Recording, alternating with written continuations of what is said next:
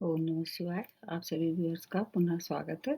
अपने उन सभी व्यूअर्स को धन्यवाद देते हुए अब जो अगली राशि बनती है दिसंबर माह के लिए वो है मीन राशि। ये राशि किसकी है? बृहस्पति की राशि है और बृहस्पति ने अपनी राशि बदल ली है 20 नवंबर से। वो आ गए हैं मकर राशि में जो कि उनकी नीच राशि है। तो अब आपके किस भाव में आए हैं ये देखना होगा। आपके हैं ये नीच भंग राजयोग का निर्माण आपके 11th भाव में कर रहे हैं। 11th भाव में हर एक ग्रह अच्छे फल देते हैं। तो ये लंबे 13 महीने तक आपको पूरा लाभ देंगे। अब राहु केतु की पोज़ीशन देखते हैं। राहु आपके हैं 3rd भाव में, ये भी इनका कारक भाव है और केतु आपके हैं भाग्य स्थान में है।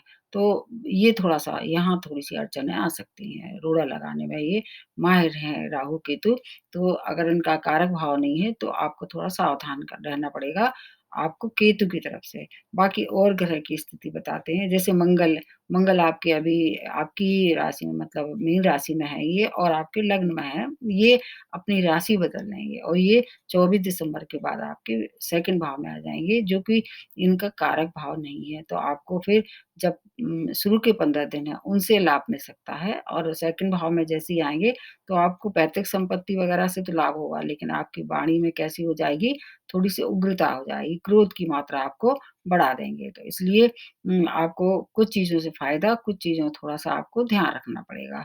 अब उसके बाद आ जाते हैं सूर्य के लिए। सूर्य आपके कहाँ है? सूर्य बुध का आदित्य का जो योग का निर्माण है आपके भाग्य स्थान में केतु के साथ बन रहा है। शुरू के 15 दिन ज़्यादातर राशि वालों के लिए उतना अच्छा नहीं रहेगा, लेकिन फिर भी भाग्य स्थान है। तो भाग्य स्थान मूल त्रिकोण का भाव है और इसलिए वहाँ पर बुध कारक हो जाते हैं। बुध की ऐसी राशियाँ जो इवन नंबर की होती हैं, उसमें ज़्यादा फ़ायदा देते हैं। तो बुध की शुभता आपको प्राप्त होगी।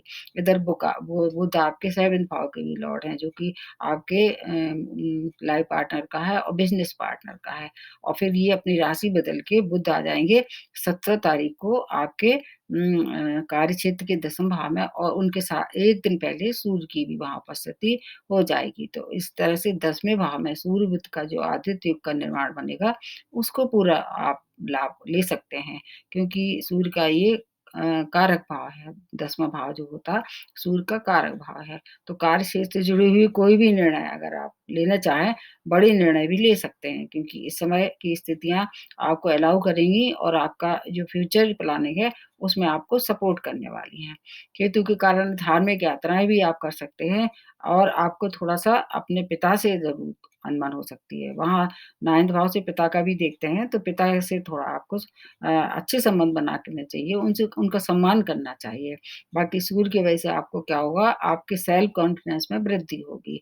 अगर इंटरव्यू वगैरह के लिए अगर आप कहीं जा रहे थे, तो सूर्य बुध की स्थिति जो है वो 10th भाव में, उसमें आपको सक्सेस दिलाने के लिए सक्षम है। जहाँ तक संतान की शिक्षा के लिए ये समय काफ़ी अनुकूल है और आपकी स्वयं की शिक्षा भी कहीं आधी-अधूरी रह गई थी, उसमें भी आपको कुछ अच्छे परिणाम दिखाई दे रहे हैं। प्रेम प्रसंगों में जो है वो आपको प्रगति दिखाई देगी, यानी विवाह में परिणत हो सकते हैं ये। हायर एजुकेशन के लिए भी समय अच्छा है। रोग शत्रुओं के लिए भी समय आपके लिए ही आपके ही फ़ेवर में है।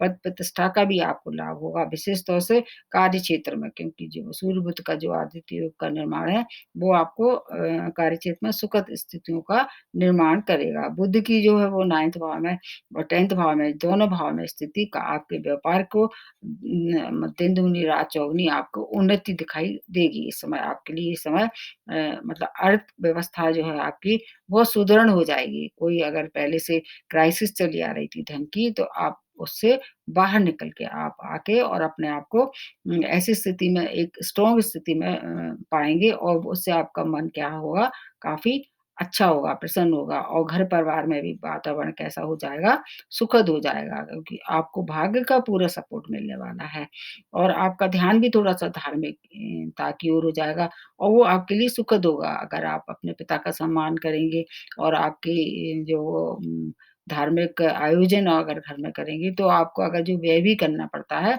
वो सही जगह लगेगा। अब आ जाते हैं शुक्र की स्थिति।